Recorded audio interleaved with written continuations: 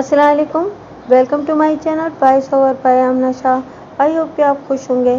कहानी शुरू करने से पहले आपसे रिक्वेस्ट है कि अगर आपको मेरा कंटेंट पसंद आता है तो प्लीज़ मेरे चैनल को सब्सक्राइब करें। आइए कहानी का आगाज़ करते हैं। आपके महल्ले या गांव में एक दो ऐसे शोधे शहजादे और अपने आप को पंजाबी फिल्मों का हीरो समझने वाले ज़रूर होंगे। इस वास्ते में मकतूल की बाबत कोई मज़ीद बात नहीं करूँगा। मैंने इन दोनों से पूछा कि मकतूल के कोई राजदार दोस्त तो होंगे और क्या वो मुझको इनके नाम पते दे सकते हैं। नंबरदार ने 2 नाम बताए और मैंने उसको कहा कि इन दोनों को फ़ौरन यहाँ बुला ले। सूरज गुरूब हो चुका था। नंबरदार 2 नौजवानों को साथ ले आया और मुझको इतला दी। मेरे पास इस वक्त एक और मुखबिर आ गया था और एक बाहर बैठा था और ये मेरे ख़ास आदमी थे। मेरे पास बैठे हुए मुखबिर ने 1-2 अच्छे इशारे दे दिए थे, जिनमें से एक ये था कि मकतूल के गांव वाले जिस दोस्त के पास वो जाया करता था, इस दोस्त की जवान बहन थी जिसकी शादी को तकरीबन 2 साल हो गए थे। मकतूल दरअसल इस लड़की की खातिर वहाँ जाता था। जो ही नंबरदार ने मुझको इतला दी कि वो मकतूल के 2 दोस्तों को ले आया है तो मैंने मुखबिर को बाहर भेज दिया और नंबरदार से कहा कि एक दोस्त को मेरे पास भेज दे। 20-22 साल की उम्र का एक नौजवान मेरे सामने आन खड़ा हुआ। वो बुरी तरह घबराया हुआ था। यूँ लगता था कि जैसे अपने पाँव पर ज़्यादा देर खड़ा नहीं रह सकेगा। मैंने इसको बैठने को कहा तो वो कुर्सी पर इस तरह बैठा जैसे गिर पड़ा हो। मैंने इसकी हौसला अफजाई की और कहा कि वो मुलजिम नहीं बल्कि मैं इसकी मदद चाहता हूँ। मेरे दिमाग में एक सोच आई। मैं बाहर निकला और नंबरदार को एक तरफ करके पूछा कि मकतूल के इन दोनों दोस्तों की हैसियत और ख़ानदानी पोजीशन क्या है। मैं इनके ख़ानदानी स्टेटस मालूम करना चाहता था। नंबरदार ने बताया कि नहायत मामूली ख़ानदानों के लड़के हैं, 8 जमात भी पास नहीं कर सके, फारिग और निकम्मे फिरते रहते हैं। 4 पैसे देकर इनसे कोई भी काम करवाया जा सकता है। मैं जान गया कि किस कुमाश के लड़के हैं। मकतूल जैसे ओछे अमीरजादे अपने साथ ऐसी ही कुमाश के आदमी रखते हैं। इस किस्म के दोस्त खुशामद और हाँ में हाँ मिलाने में महारत रखते हैं। नंबरदार ने बताया था कि किसी अच्छे ख़ानदान का कोई लड़का मकतूल के साथ दोस्ती नहीं रखता था। मैं अंदर चला गया और इस लड़के से मकतूल की बाबत पूछने लगा। मैंने इसको खबरदार किया कि वो कोई बात छुपा कर न रखे और हर बात सही और सच बताए। मैं आपको ख़ास तौर पर एक बात बताना चाहता हूँ कि ये ना समझें कि ये नहायत मामूली ख़ानदान का लड़का था। इस वास्ते मैंने इस पर रोब झाड़ा होगा और डरा धमका कर बातें पूछी होंगी। हकीकत यह है कि मकतूल के इन दोस्तों के साथ और इस हैसियत के हर फर्द के साथ मेरा रवैया बहुत ही ज़्यादा नर्म हुआ करता था। इसकी वजह यह भी है कि अमीर कबीर ख़ानदानों के लोग इस हैसियत के आदमियों और औरतों को अपने मफाद और अपनी बदआमालियों में इस्तेमाल किया करते थे। फिर इन पर इस तरह दोस्त जमाते थे कि ये उनके राज पर्दे में भी रखें और कभी पकड़ दकड़ होती तो इन्हीं को आगे कर देते थे। बड़े लोगों के यहाँ आज भी यही कुछ हो रहा है। मकतूल के इस दोस्त को शायद ये उम्मीद नहीं थी कि मैं इसके साथ ऐसा दोस्ताना सलूक रवा रखूँगा। इसके मुंह से तो बात भी नहीं निकल रही थी, लेकिन मैंने जब हंसते मुस्कुराते हुए दोस्तों जैसी बातें की तो इसकी ज़बान रवां हो गई। मैंने इसको कहा कि तुम साजे के बड़े गहरे दोस्त थे। मैं कुछ को और कहने ही लगा था कि वो बोल पड़ा। दोस्ती कहाँ की जी, उसने कहा। वो हमें साथ रखता था और हमारी पेट पूजा हो जाती थी। हम बातों में उसकी गुड्डी चढ़ाए रखते थे। मैंने बताया है कि मकतूल जैसे आदमी अपने साथ इस कुमाश के आदमियों को रखते थे जो इनकी हर ओछी हरकत और बेमायनी बात की तारीफ और तायीद करते थे। अक्सर शायर अपने साथ इसी तरह के 2-3 आदमी रखते हैं जिनको शायरी और शायरों की ज़बान में मिसरा उठाने वाले कहा जाता है।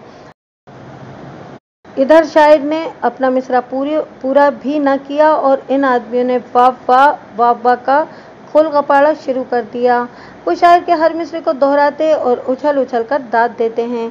मकतूल के ये दोनों दोस्त भी ऐसे ही मिसरा उठाने वाले थे।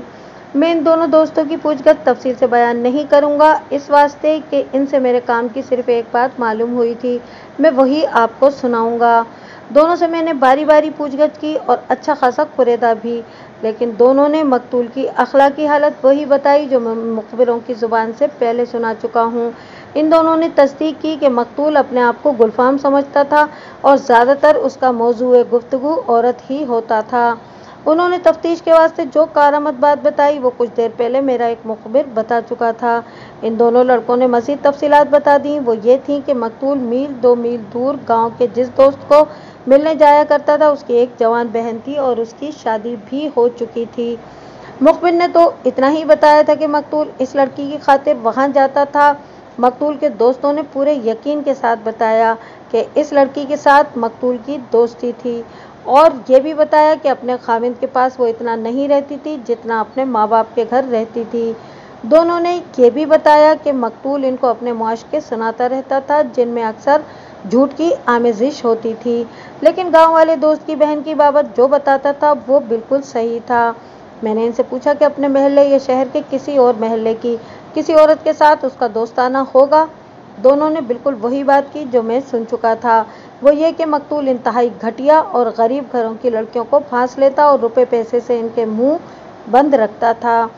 फिर उन्होंने वो वाकया सुनाया जिसमें मकतूल की पिटाई हुई थी। उन्होंने एक इंकिशाफ और किया। मकतूल इनको ये बताकर गांव गया था कि पहले दोस्त की बहन के साथ मुलाकात होगी, फिर वो गांव पहुंचेगा। ये बात सुनकर मैंने पूछा कि इसका मतलब क्या है कि पहले इसकी बहन से मुलाकात होगी।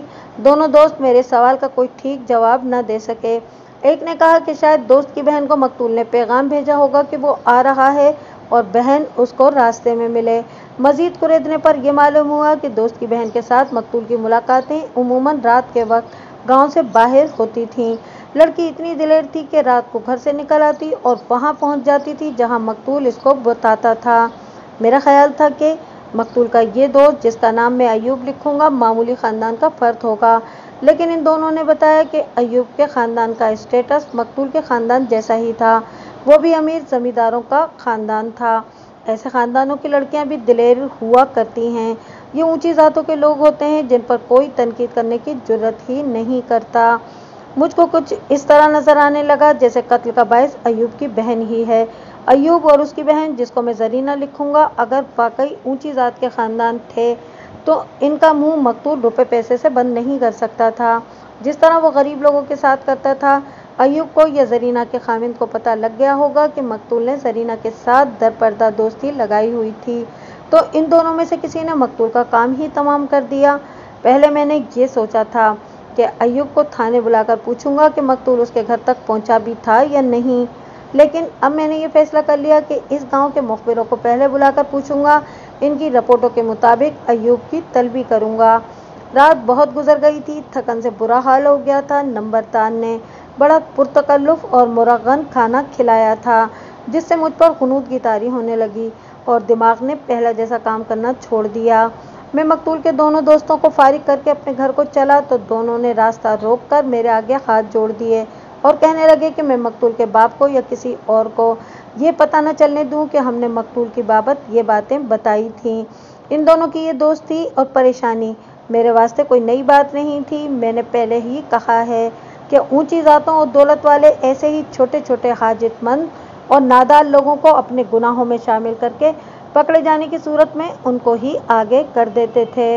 मैं ऐसे लोगों का ख़ास ख्याल रखता था। उनको दिली तौर पर तसल्लियाँ देकर रुखसत कर दिया और मैं अपने घर चला आया। मैं अगले रोज़ मामूल के वक्त से बहुत पहले थाने चला गया। इस गांव के दो ख़ास आदमियों को बुलाना था। एक कांस्टेबल को कहा गया कि वो बग़ैर वर्दी यानी अपने प्राइवेट कपड़ों में इस गांव जाए और इन दोनों को इस तरह थाने आने को कहे कि किसी को मालूम ना हो सके कि इनको बुलाने के वास्ते ये कांस्टेबल आया था।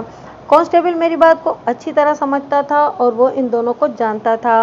वो साइकिल लेकर इसी वक्त रवाना हो गया।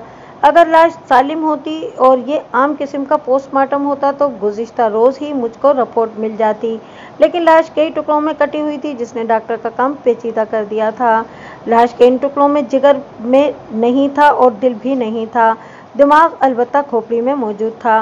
डॉक्टर ने लिखा कि मौत तेज़ धार आले के ज़ख्मों से हुई है और डॉक्टर ने मौत का अंदाज़न वक्त भी लिख दिया। ये वक्त रात 9 और 10 बजे के दरमियान बनता था और दोनों के हिसाब का दिन वही बनता था जो मकतूल के बाप ने बताया था। अयूब के गांव के वो दो आदमी जो खासी देर बाद आए, जिनको मैंने बुलाया था, इनको मैंने इकट्ठा ही अपने पास बिठा लिया। इनको कत्ल की इस वारदात का इल्म था और वो खुद ही मेरे पास आना चाहते थे। इस काम को वो अपना फर्ज समझते थे। मैंने इनको कहा कि मकतूल इनके गांव अय्यूब नाम के एक दोस्त के पास जाया करता था। उन्होंने मुझको आगे बोलने न दिया और खुद ही अपनी रिपोर्ट देना शुरू कर दी। उन्होंने तस्दीक कर दी कि अय्यूब की बहन के साथ मकतूल का खुफिया दोस्ताना था। ये भी खाविंद के साथ इस लड़की जरीना की नहीं बनती थी। इनकी राय ये थी कि इन मियाँ बीवी की नाचाकी की वजह यही थी। इस खुफिया दोस्ती की बाबत उन्होंने कुछ छोटी छोटी बातें भी सुनाई जिनसे ये यकीन के साथ कहा जा सकता था कि इनमें दोस्ती थी। मेरे दिमाग में एक बात आ गई, इस किस्म की खुफिया दोस्ती में एक किरदार और आता है जिसका काम पैगाम रसानी होता है। यह अमूमन कोई औरत होती है जो मुलाकातियों के खुफिया पैगाम को इधर से उधर पहुंचाती और वक्त बताती है। मैंने इन दोनों मुखबिरों से पूछा कि ऐसी कोई औरत या कोई नौकर है। दोनों ने बताया कि ये बात इनको नहीं मालूम। मतलब ये था कि मकतूल और जरीना की दोस्ती इतनी खुफिया थी कि ये पता ही नहीं लगता था कि इनके पैगाम कौन पहुंचाता है। मुखबिरों ने बस इतना ही बताया था कि इनके गांव में ऐसी एक औरत रहती है जो हर काम करती है और वो इस किस्म के कामों में मशहूर भी है, लेकिन इस कदर चालाक और होशियार है कि अपना पर्दा लगने नहीं देती। मैंने इनसे इस औरत का नाम वगैरह पूछ लिया। इनमें से एक मुखबिर ने आखिर में एक बात सुनाई जो उसको पहले सुना देनी चाहिए थी, लेकिन मैंने इनके आते ही अपनी बातें पूछनी शुरू कर दी थी। बात ये सुनाई कि उसने जरीना के खाविंद को 3-4 दिन पहले रात के वक्त जाए वारदात की तरफ से गांव की तरफ आते देखा था। वक्त रात 9 बजे के लगभग था। खाविंद के पास कुल्हाड़ी थी और उसके साथ एक आदमी भी था। इस आदमी के पास भी कुल्हाड़ी थी। कुल्हाड़ी की बाबत एक बात बताना ज़रूरी समझता हूँ। सूबा सरहद के कबायली इलाके के पठान अब तो बहुत बदल गए हैं। अंग्रेज़ों के ज़माने में और कुछ अरसे बाद तक कबायलियों के यहाँ ये दस्तूर था कि कोई मर्द राइफल और बंदूक के बगैर बाहर नहीं निकलता था। राइफल और बंदूक या पिस्तौल को वो अपने लिबास का हिस्सा समझते थे। इसी तरह पंजाब के देहाती इलाकों में लोग कुल्हाड़ी या लाठी के बगैर अपने आप को नामुकम्मल समझते थे। कुल्हाड़ी का दस्ता बड़ा ही खूबसूरत और रंगदार होता था और इसका फल यानी ब्लेड चमका कर रखा जाता था। ऐसे ही लाठी भी बड़ी खूबसूरत होती थी। इस वक्त किसी की बाबत ये कहना कि वो जाए वारदात की तरफ से आ रहा था या जा रहा था और उसके पास कुल्हाड़ी थी तो उसको मुश्तबा नहीं समझा जा सकता था। इस वक्त तो जो भी इधर उधर आता जाता था वो कुल्हाड़ी या लाठी से ज़रूर मुसल्लह होता था। जरीना के खाविंद के खिलाफ ये शक किया जा सकता था कि कातिल यही है, इस वास्ते कि कत्ल की वजह मौजूद थी। इसके साथ जो दूसरा आदमी था, इसकी बाबत मैंने मालूम किया तो मुखबिर ने बताया कि लड़ाई मार कुटाई का शौकीन है और 1.5-2 साल पहले एक लड़ाई में उसने एक आदमी को इतना ज़्यादा ज़ख्मी कर दिया था कि उसके बचने की उम्मीद नहीं रही थी। ये शख्स पकड़ा गया लेकिन बरी हो गया। वैसे भी वो मशकूक चाल चलन का आदमी था और ख़तरनाक हद तक दिलेर। मैंने पूछा कि इसमें इतनी जुर्रत है कि उसने जरीना के खाविंद के साथ मिलकर साजिद को कत्ल कर दिया है। मुझको जवाब मिला कि इसमें इससे भी ज़्यादा जुर्रत है और जरीना के खाविंद के साथ उसकी दोस्ती बहुत ही गहरी है, इतनी गहरी कि वो एक दूसरे के वास्ते बड़ी से बड़ी कुर्बानी दे सकते हैं।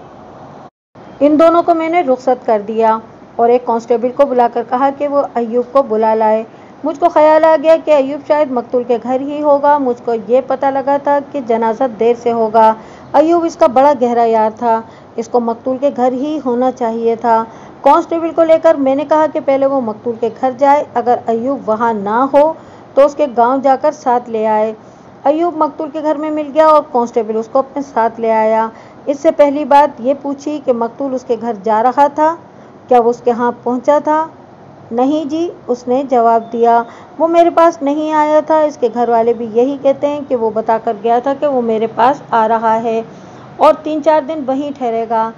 ऐसी तो कोई बात नहीं कि वो मुझको इतला देकर ही आता, वो बग़ैर इतला भी आ जाया करता था, लेकिन अब कैसे वो मेरे पास नहीं आया?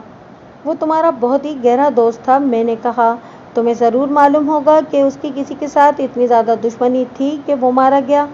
नहीं जी, उसने जवाब दिया, इसकी कोई ऐसी दुश्मनी नहीं थी जिससे साजे को जान का खतरा होता। कोई ऐसी बात होती तो वो मुझको ज़रूर बताता। उसका किसी के साथ ज़बानी कलामी झगड़ा हो जाता तो भी मुझको ज़रूर बताता था। मैं इसको मकतूल की अखलाकी हालत की तरफ लाया और इस बाबत उससे कुछ सवाल पूछे। चूँकि अय्यूब मकतूल का दोस्त था, इस वास्ते मुझको ये ख्याल था कि वो मकतूल के अखलाक की तारीफ़ करेगा, लेकिन उसने पर्दा डालने की ज़रा सी भी कोशिश नहीं की, बल्कि मकतूल की बाबत मुझको जो कुछ पहले बताया गया था वही बातें अय्यूब ने भी बता दी। अलबत्ता ये कहा कि वो मकतूल की ये हरकतें पसंद नहीं करता था, इस वास्ते उसके पीछे पड़ा रहता था कि इन सिफली हरकतों से बाज आ जाए। अय्यूब ने यह भी कहा कि मकतूल ने इन हरकतों पर बहुत हद तक काबू पा लिया था। मैंने अय्यूब के साथ बातें कुछ इस तरह शुरू कर दी जैसे दो दोस्त गपशप लगाते हैं, और मैंने कुछ इस तरह जाहिर किया जैसे मुझको अय्यूब के मामलात में बहुत दिलचस्पी है और मुझको मकतूल के कत्ल का बहुत ही अफसोस है। बातों का रुख फेरते फेरते मैं अय्यूब की बहन जरीना तक आ गया। अय्यूब यार, मैंने अपनायत के लहजे में कहा, सुना है तुम्हारी बहन का खाविंद बड़ा अमीर आदमी है और वो तुम्हारी बहन को ठीक तरह बसाता नहीं, ये क्या मामला है? अय्यूब ने अपने बहनोई के खिलाफ बोलना शुरू कर दिया।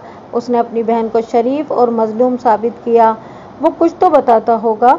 मैंने कहा, तुम्हारी बहन पर कोई इल्ज़ाम लगाता होगा या कोई बदचलनी का शुबा करता होगा। पागल है कमबख्त, अय्यूब ने कहा, चाल चलन इसका अपना ठीक नहीं, मेरी बहन पर वो क्या शुबा करेगा? यह हमारी बहन की नेक नियति है कि फिर भी निभा रही है। अगर वो अपनी इस आदत से बाज ना आया तो मैं अपनी बहन को घर बिठा लूँगा और इससे तलाक लिखवा लूँगा। मैंने बहुत कोशिश की कि इसके मुंह से कोई अपने काम की बात निकलवा सकूं, लेकिन मैं नाकाम रहा। ये बात थी कि उसके जहन में बताने वाली कोई बात खास थी ही नहीं। इससे आप ये न समझें कि मैंने उसकी हर बात पर एतबार कर लिया था और उसके खिलाफ मेरे दिल में जो शुबा था वो साफ कर दिया था। शुबा बदस्तूर कायम था, इस वास्ते इसको मैंने जाने की इजाज़त नहीं दी और थाने में पाबंद कर लिया। मैं कुछ शहादतें इकट्ठी करके इसको शामिल तफ्तीश करना चाहता था। इस शाम मैंने जरीना के खामिन और उसके इस साथी को थाने बुलाया जिसको एक रात मेरे मुखबिर ने जाए वारदात की तरफ से गांव की तरफ आते देखा था। इनको मैंने इकट्ठे नहीं बुलाया, बल्कि इस तरह किया कि दो कांस्टेबलों को थोड़ा वक्फा डालकर भेजा कि एक बार जरीना के खामिन को ले आए और दूसरा कुछ देर बाद उसके साथी को ले आए, और दोनों को इस तरह लाया जाए कि इनको एक दूसरे का पता ना लगे। पहले जरीना के खामिन को, जिसको मैंने आबिद लिखूंगा, अपने पास बिठाया और कुछ रस्मी सी बातें की और कुछ बातें पूछी, और जब ये मेरे साथ ज़रा खुल गया तो मैं आहिस्ता आहिस्ता संजीदा होता गया और अपने काम की बातों पर आ गया। मेरी एक बात सुन लो आबिद, मैंने कहा, मुझे परेशान ना करो और मैं वादा करता हूँ कि तुम्हें परेशान नहीं करूँगा। मैंने तुम्हें वैसे ही नहीं बुलाया है, तुम्हारी बाबत और तुम्हारी बीवी की बाबत सारी खुफिया बातें मालूम करके तुम्हें बुलाया है। सच बोलो और इसका सिला मुझसे पालो। तुम इस बात को छुपा नहीं सकते कि तुम्हारी बीवी के नाजायज़ मरासिम मकतूल साजे के साथ थे। बोलो, क्या मैं गलत कह रहा हूँ? उसने पहले मुझको देखा और नज़रें मेरे मुंह पर लगाए रखी, फिर सर झुका लिया। इसका मतलब ये था कि वो मेरी बात की तरदीद नहीं कर रहा। ज़रा देर बाद मैंने उसको कहा कि उसने अभी तक मेरी बात का जवाब नहीं दिया। तब उसने सर हिलाकर कहा कि मैं ठीक कहता हूँ। शाबाश, मैंने बड़े प्यार से कहा, इसी तरह सच बोलते जाओ और देखो मैं तुम्हारे साथ कैसी नेकी करता हूँ। क्या ये सही है कि तुम्हारी बीवी इस वक्त इतना तुम्हारे घर नहीं रहती थी जितना वो माँ बाप के घर रहती थी? ये ठीक है जनाब, उसने जवाब दिया। तुम अपनी बीवी की बाबत ये बात जानते थे? मैंने कहा, तुमने बीवी को तलाक क्यों नहीं दे दी? सच्ची बात बताता हूँ जनाब, आबिद ने जवाब दिया, मैं अपनी बीवी के ख़ानदान के मुकाबले में कुछ कमज़ोर हूँ। वो लोग मेरी चलने ही नहीं देते। मैंने बीवी को डराया धमकाया भी था और मिन्नत समाजत भी की कि वो अपने और मेरे ख़ानदान की इज़्ज़त का ख्याल रखे, लेकिन जनाब इतनी ढीठ लड़की है कि इस पर कुछ असर ही नहीं हुआ। मैंने इसको वो रात याद दिलाई जब वो अपने साथी के साथ रात को गांव की तरफ आ रहा था। इससे पूछा कि वो कहाँ से आ रहा था। मैंने हिसाब कर लिया था, ये वही रात थी जिस रात मकतूल का कत्ल हुआ था। वो यकलक जैसे बिदक कर बेदार हो गया हो। उसकी आंखें और ज़्यादा खुल गईं। उसने एक गांव का नाम लिया और कहा कि वो अपने साथी के साथ इस गांव गया था। वजह ये बताई कि वहाँ एक आदमी के हाथ उसने भैंस बेची थी और कुछ रकम अभी उससे लेनी थी। वो ये रकम लेने गया था। उसने जिस गांव का नाम लिया वो गांव कस्बे की दूसरी तरफ था और उसके गांव और इस गांव में 4 मील से कुछ ज़्यादा फासला था। उसने ये भी बताया कि वो सूरज डूब जाने से पहले अपने गांव से चला था। नहीं आबिद, मैंने कहा, तुम अपना वादा पूरा नहीं कर रहे तो मैं अपना वादा पूरा नहीं करूँगा। मैं किसी की शहादत की बुनियाद पर बात कर रहा हूँ। तुम किस तरह पता चला रहे हो कि मकतूल तुम्हारे घर को आया था? मुझको पता कैसे चल सकता था जनाब, उसने झुंझलाकर कहा। मेरे पास कोई ऐसा जासूस नहीं जो मुझको मकतूल की मिनट मिनट की खबरें देता रहा हो। वैसे मैं आपको ये बता देता हूँ कि वो कत्ल न हो जाता तो कभी मेरे ही हाथों से कत्ल होता और मेरी बीवी भी मेरे ही हाथों से कत्ल हो जाती। मेरे पास यही एक इलाज रह गया था। मैंने अब एक मखसूस अंदाज से पूछगछ का सिलसिला शुरू कर दिया। इससे मुश्तबा सख्त परेशान हो जाता है और घबराहट का ये आलम होता है कि उसको याद ही नहीं रहता कि वो एक सवाल का पहले क्या जवाब दे चुका है। दूसरा तरीका ईज़ा रसानी का होता है जिसको थर्ड डिग्री कहते हैं, लेकिन मैं ये तरीका इस वक्त इख्तियार किया करता था जब मुश्तबा के खिलाफ मेरा शक यकीन में बदल जाता था और शहादत मजबूत और काफ़ी होती थी। यही मामला अभी कच्चा था, इस वास्ते मैं अभी इसको दूसरे तरीके से जाल में लाने की कोशिश कर रहा था, लेकिन वो जाल में आता नज़र नहीं आता था। मुझको इस पर बड़ा ही पक्का शक था। इसको मैंने अपनी तफ्तीश से इतनी जल्दी छोड़ना नहीं था। मैंने तो शक रफ़े करके छोड़ना था या शक पुख्ता करके हिरासत में ले लेना था, लेकिन इसने अपनी सफाई में जो बातें बताई थीं वो भी काबिले गौर थीं। मैंने इसके घर के अफराद से और फिर इस शख्स से जिसने इससे भैंस खरीदी थी तस्दीक की कि ये वाकई पैसे लेने गया था और वापस आ गया था। उसके साथ ही मुझको ये शुबा भी हुआ कि ये इस गांव से पैसे लेकर आ रहा था तो उसने मकतूल को अपने गांव की तरफ जाता देखा और अपने साथी की मदद से उसको कत्ल किया और फिर लाश के टुकड़े मुख्तलिफ जगहों पर दबा दिए। दोनों के पास कुल्हाड़ियाँ थीं। इसको मैंने एक हेड कांस्टेबल के हवाले करके कहा कि इसको थाने में बंद रखा जाए। आबिद के साथी को अंदर बुलाया और बिठा लिया। मेरी याददाश्तों में इसका जो असल नाम है उसकी बजाय मैं इसका नाम रियाज लिखूंगा। ये मशकूक हिस्ट्री वाला आदमी था और इसके साथ मैंने रवैया सख्त और धमकियों वाला इख्तियार किया। गौर से सुन लो रियाज, मैंने धमकी आमेज लहजे में कहा। तुम्हारा मुकदमा थाने के रिकॉर्ड पर है। बेशक तुम बरी हो गए थे लेकिन तुमने जुर्म किया था। तुम्हारी बहुत ही बुरी रिपोर्टें आती रही हैं जो यहाँ लिखी हुई हैं। अगर मेरे साथ ज़रा सी भी हेरा फेरी करोगे तो मैं ये सारा रिकॉर्ड सामने ले आऊँगा और तुम्हें फांसी से कोई नहीं बचा सकेगा। सच बोलोगे तो मैं तुम्हें बचाऊँगा। मैंने उसको ये जो बात कही थी ये बिल्कुल गलत थी। थाने में इसकी कोई रिपोर्ट भी नहीं आई थी और जो मुकदमा था उसमें वो बरी हो गया था, लेकिन इसको मेरी बात पर यकीन हो गया और उसका रंग पीला पड़ गया। मैंने इससे सवाल जवाब शुरू कर दिए। ये बड़ा लंबा बयान है, मैं मुख्तसर बयान कर रहा हूँ। इसने तस्लीम किया कि वो आबिद के साथ दूसरे गांव गया था और वो पैसे लेने गए थे। उसने जब महसूस किया कि मैं इस पर कत्ल का शुबा कर रहा हूँ तो उसने बड़ा अच्छा जवाब दिया। मेरी ये बात पूरे गौर से सुने जनाब, उसने कहा। मकतूल जिस जगह कत्ल हुआ है वो जगह हमारे रास्ते में आती ही नहीं थी। हम तो इस जगह से बहुत दूर दूर गए और वापस आए थे। मैं आपको वो रास्ता बताता हूँ। उसने मेज़ पर उंगली से रास्ता बनाया और कहा कि बाद में जब इसको पता लगा कि साजा कत्ल हो गया और उसकी लाश के टुकड़े मिले हैं तो वो वहाँ गया था। वो जगह तो इनके रास्ते से बहुत ही दूर है। मैंने ख़ास तौर पर नोट किया कि ये शख्स बड़े एतमाद और बड़ी जुर्रत से बात करता था। मुझको इतना तजर्बा तो हो ही चुका था कि दूसरों के बोलने के लहजे और अंदाज से मैं समझ जाता था कि ये झूठ बोल रहा है या सच। मैंने सरीना और मकतूल के ताल्लुकात की बाबत पूछा तो रियाज ने कहा कि ये मामला क्या है और कहाँ तक सही है।